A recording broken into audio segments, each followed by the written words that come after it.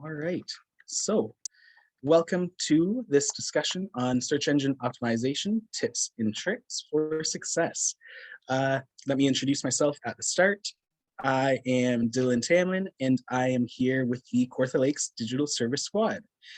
Um, Today we are going to be having a discussion all around search engine optimization, from how you can begin on this process to just extra pieces that you should be aware of as you're working on improving your overall search rankings.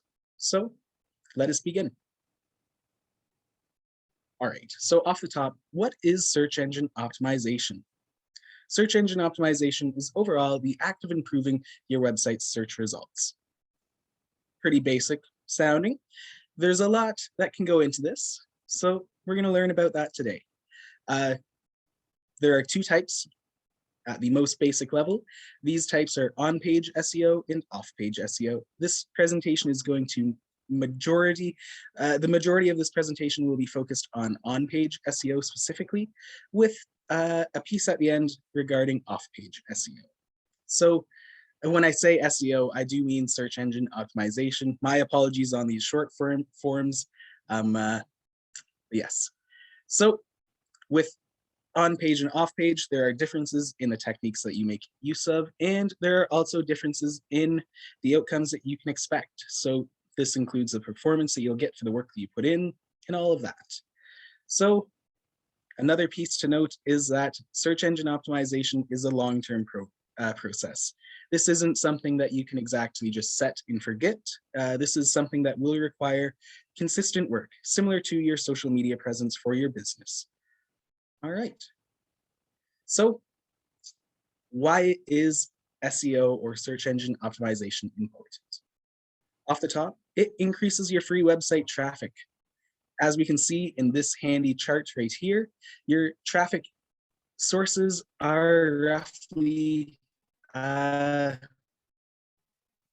majority coming from search or from direct input of your website's URL. So as we see here, your search traffic is roughly 10 times stronger than your social media traffic. So while you may be putting in a lot of effort on the social media side, for your website specifically, working on the search engine optimization side may get you more results for the time spent. If, for instance, you are a e-commerce business, I would recommend going on a search engine optimization heavy strategy instead of a social media heavy strategy for your online presence, just to begin with. So this acts as a consistent driver of traffic for your niche. Working within a niche or your specific market area is important for search engine optimization. Just as we'll see later on, there is a large presence of websites out there. So being able to compete with massive e-commerce brands can be difficult. So targeting a specific niche or your target market specifically can be very important in this work specifically with search engine optimization. So now the next piece on why it is important is this value that you'll receive back depends on your industry. So if you're just selling simple knickknacks and, for instance, the revenue per product sold isn't all that high, the value that you'll get for search engine optimization marketing is not as high as, for instance, someone that deals in professional services like an accountant or a lawyer, wherein the single purchase or single successful client results in a higher level of revenue than a single knickknack sold. This specifically pertains to the value of working on search engine optimization versus the value of targeting search engine marketing.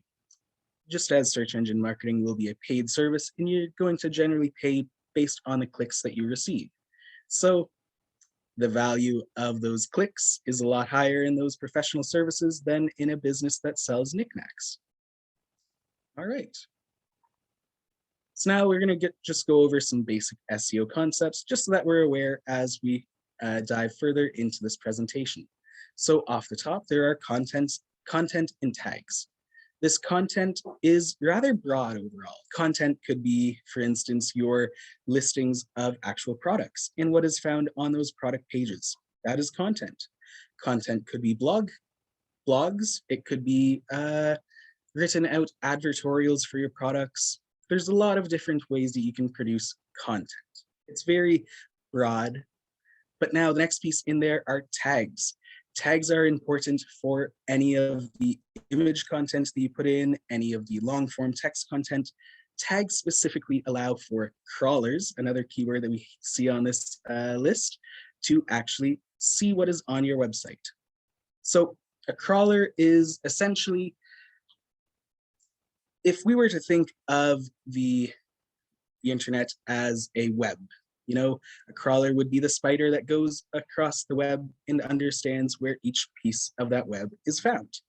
So a crawler is essentially just the algorithm that Google or Bing or Yahoo, whomever, DuckDuckGo, will make use of while they index your website.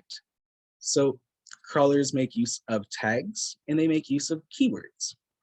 All right, so keywords are words, essentially just words. They relate to your product and they are the specific words that people will search for when they're looking for their information that they're in search of or the products they're in search of. So now there is this line here, black hat versus white hat. This refers to a computer science concept overall, but for black hat versus white hat, black hat would be slightly unethical or maybe not advisable techniques. They may be successful in the short term, but in the long term for your website, they'll most likely be a negative or a detriment to the work that you're doing. White hat is the preferred methods according to Google and their algorithm. So now that paid versus non-paid section, that goes back into what we just discussed previously about the value of SEO versus, for instance, search engine marketing. Paid would be that search engine marketing, where you're paying for every click that brings someone to your website. And then, for instance, the non-paid, that would be this search engine optimization, the work that you're putting towards directing people into your website when they're searching for different things. All right, so next slide here. Right here, this is a breakdown of black hat and white hat strategies. So black hat strategies are to duplicate content and to fill up pages with the same content across different areas. Invisible text and stuffed keywords. This isn't useful for your actual users. You should generally avoid this. While that invisible text may get picked up by a crawler, you're not really adding value for the people that go to your website. So cloaking or redirecting the user to another site or page, this is a common tactic that'll happen after someone takes control of your website maliciously, and then they redirect them to some spam website. This can often get people to click onto your link and send them off to where you're trying to get them to go, but it's not where they are trying to go. So ultimately, you are going to be penalized. Then beyond this, there's links from sites with irrelevant content. So we're going to dive into backlinks at the end of this presentation, but this refers to backlinks specifically.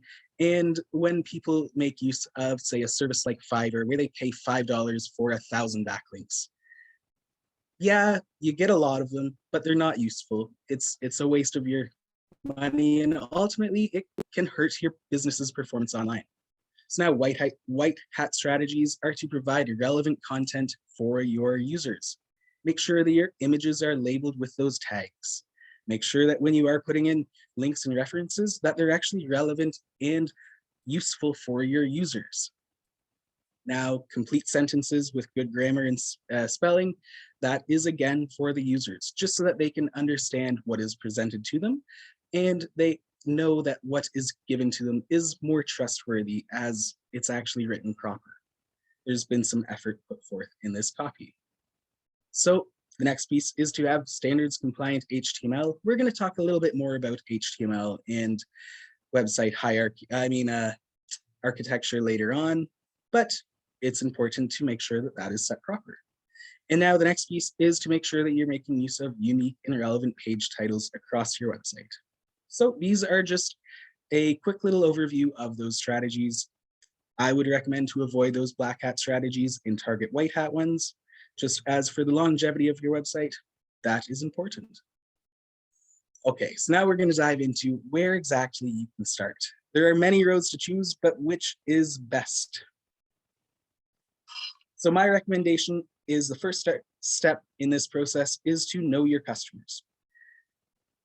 Similar to making a target market when you're starting out in your business or making a customer persona, knowing your customers is very important. As if you do not know who you're really trying to reach, it's very difficult to reach them.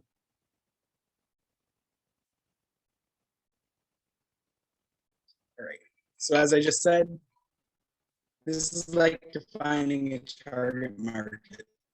You'll have to go through and understand the demographics, the psychographics of that market. You'll have to try and think like them. So you can do this by researching the market itself, defining characteristics of those customers as you're going through. So making a customer persona is a very easy way to structure this out. And there are online tools that can help. For instance, HubSpot makes use of their My Persona tool.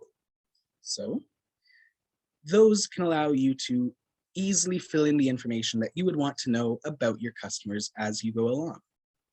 And overall, this allows you to understand their needs and their wants. If you don't understand what your customers need and they want, it's really hard to target both your operations and your products to them.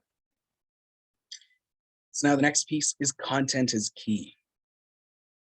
So now content is key because you want to satisfy those wants and needs of your customers. You want to provide value for them. If you're not really providing value, you're not satisfying those wants and needs, you're kind of just existing. And that ultimately is not what you want to be doing. You want to be making progress. All right, so you're going to want to follow the overall industry. Look for places where you can add your input. I know we don't exactly want to chase trends, but understanding where things are headed is useful to produce content that is useful for your users. If you're writing content that is tailored to something that has happened years previously, it's not as pertinent as something that is fresh and happening now. So the next piece is to produce content on external sites about your niche. This goes a little bit into that offsite marketing, but beyond, offsite SEO, but beyond that, it also helps to just build your brand up and to build awareness of what you're speaking on. This can help you to build up an audience. Now, the next piece is to always be consistent with your content creation. So for example, if you're making use of links to other places that your users can go to, make sure those links are always the same looking. If they're always underlined blue, don't change it up to red one day, because that's going to be noticeable to the user and won't provide the best experience for them overall. Being consistent is very important. All right. So now we're on to those keywords. Keywords go with content as well, but keywords have to be targeted to your market. So that is why I say to start off with understanding your customers. So keywords, there are two types in this. There are product keywords and informational keywords. The best practice is to have a dual strategy to target both of these. So your product keywords would be, for instance, if someone is searching for tennis shoes, they may search up tennis shoes for flat feet or tennis shoes in a specific size. But if they want to know information about the sport of tennis, or say what to look for in shoes, their terms will be different. They may be searching for things like serving techniques in tennis, or things like grip compounds for court textures. A little bit in a niche at that idea, but I hope that conveys what I'm trying to speak on. So now the next piece is to use online tools. Google has a handy keyword planner. This is included with their Google Ad products. A place that you can go to understand what you're already making use of for keywords would be SEOsitecheckup.com. This will break down your most popular keywords that you're using and display it in a nice word map based upon sizes of those words for how often they're found on the site. That's what I'm looking for. Ahrefs, which is found right there, is a tool that you can use for searching up keywords and for searching your competition in regards to how they are doing with their keywords. Ahrefs will require you to either have a paid subscription or to confirm that you own the website through Google Search Console. Google Search Console is another tool that we're going to discuss later on. It's very valuable, but it's not specific about keywords, so it's not right here. The next online tool that I would recommend is Answer the Public. AnswerThePublic.com is a tool that you can just search up phrases and then go on to figure out what is connected with that based upon other searches that have been done previously. This overall kind of follows the market. I hope that can connect that idea together for you. Now, the next step is to work backwards. So whenever you're doing a Google search, or Bing or DuckDuckGo, I shouldn't be Google specific as there's lots of search engines out there. Google and Bing will autocomplete what you're trying to search found below the search bar. This allows you to understand what Google and Bing and those other search engines are already trying to direct their users towards, as they already believe that these things are tied together. So for instance, if you're selling those tennis shoes and you just type in tennis shoes, there will be a list of things suggested down below after the word tennis shoes that users are often searching for. So if you're going to go out and create content, this is a way that you can find a way, this is a way that you can actually strategize that content so that it is effective. And now the next piece is that competition analysis. Ahrefs, as I had mentioned previously, is a nice tool for that competition analysis, as you can check out what keywords your competitors are targeting and try to understand if that is where you would like to target as well, or if you would like to pivot and choose a slightly different niche. So now, this is a look at Google Ads Keyword Planner. As we can see here, they have discover new keywords right on this side. This right here will give you ideas that will help you reach the people that are interested in your products and services. And then on the other side is to get search volume and forecasts.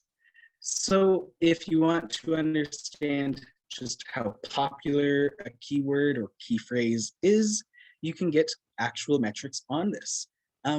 This again goes back to working in a niche. If the term that you are targeting is very, very popular, the competition will be steep. That's just how it is. So now the next piece is to provide an experience worth staying for. Search engine optimization goes beyond just the work that you do for your search engine performance. It also is about providing experiences for your users. So make sure your website is mobile friendly. Most searches are going to be happening with a mobile device just because that is what we commonly have on us while we're on the internet. While we may not always be on a desktop, it is still important to have a desktop friendly website as well, but these just go hand in hand. And now, improving the experience, the UI, UX, this is a very broad area. So there are small factors and large factors at play. The small factors could be just making sure that your content design is seamless across all of your pages, making sure that you're always following the same sort of system as you're producing that content. Or it could be a complete redesign of your website if it just is very outdated, it's slow, those sorts of things. So this is a very broad chunk. But how you can break it down and make it more manageable is through the use of A/B testing. So this is producing one version of a page and another version and sending them out and then checking analytics to figure out which is performing best. Again, we're making content for our users, so what we may believe is best will not always be best. Testing is how we figure that out. So now, beyond this, setting those tags, meta, and alt descriptions. As we've covered earlier, tags are used in a variety of ways, like those crawlers. Tags, meta, and alt descriptions also add another level of usability for your website. So Meta and alt descriptions specifically, alt descriptions specifically enable things like screen readers to actually read off the content to people that are visually impaired. This allows for more to make use of your website. Those meta descriptions allow for crawlers to see what is on your website. And that is actually what appears below, say, your website name in a search result, is that meta description. It's important to have proper information in that piece so that people understand what they're clicking into. So now the next piece is to build in headings and subheadings in page titles. This goes back to how crawlers work. Crawlers can't exactly understand everything that's on a page, so they often make use of headings and subheadings when they're just doing an initial pass. These headings, H1, H2, they are a piece of HTML code specifically that a crawler can search for and then categorize what is found in that heading without having to go through and analyze the text below. So this is a technique that search engines use to speed up the process just because there are such a vast quantity of websites out there. Pretty impossible to do it all the time, so they have to find some shortcuts like this. Page titles is another thing that's important. This will appear in that search result as well. So having those page titles structured properly and not as a H1 heading is important for that search result experience. So now small changes can have some very big effects. What can you optimize specifically for those search engines? These are some small changes that can have some big effects. Work on your core web vitals. As of May 2021, Google has changed how they rank websites. And one of the pieces that they are really leaning on heavily now is core web vitals. These include your load time, making sure that your website is very quick to load and users do not have to wait for it to load up for them. Interactivity, this is how long it takes for your website to load before a user can actually go through the content. And now the next piece is visual stability. This refers to restructuring of content as the website loads. So for instance, if you've ever been on a website and you're trying to read some information, but they have an ad in some place, and then as soon as you try to click that ad, the whole page shifts, that is a visually unstable website. Google penalizes websites that do that, as ultimately it is not a nice user experience. You're just getting ad clicks for free, which ultimately that's not good for the advertiser that's paying for those clicks, and it's not good for the user who doesn't want to go to that advertiser. So now the next piece is to optimize your website architecture for the end use. So this goes in with providing a sitemap, that line down below. This also is included in making sure that your site is structured so that users can easily navigate through it. Beyond this, this would also be making sure that there's a robots.txt file in the HTML of your website. This would also include things like making sure that your website has allowed for indexing from Google. So now, as I say below, provide that sitemap page. This is a full-on page that users can go to. Make sure it's visible. This allows users to navigate your website very simply. And another piece is that this is a page that can be crawled by crawlers. So all of those links will be valuable as they show what is actually on your website very simply for a website crawler. Now, the next piece is ensure that your site can be indexed. So this can take some time. This is roughly the longest process for starting up a new website, as you don't have any control overall. You can help it along by using tools like Google Search Console or verifying your business through Google My Business. But unfortunately, those are only things that can nudge it in your favor. You still have to ensure that your site can be indexed, so those pages are all visible. The pages you want to be visible are all visible. There's times you may not want a page to be visible, and that is perfectly okay. And then make use of something like Google Search Console. Google Search Console will allow you to specifically see which pages are indexed and which ones have not been indexed. It can allow you to view when it was last indexed and how many times it has been, how many pages specifically from your domain have been indexed. There's quite a bit in Google Search Console. So we actually have a presentation on Google Search Console and Google Analytics coming up in March, but I just wanted to make sure people were aware, as it does tie into search engine optimization quite heavily. All right, one moment here.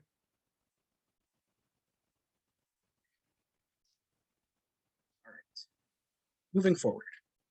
So local SEO. This is how you can drive local traffic to your storefront. This is important for places that actually have a storefront over e-commerce businesses. Just as e-commerce businesses, the locality doesn't exactly matter. So make use of Google My Business. Ensure that the information that you're providing to Google My Business is correct. So this includes things like your location, your contact methods, calling, email, and your hours of operations.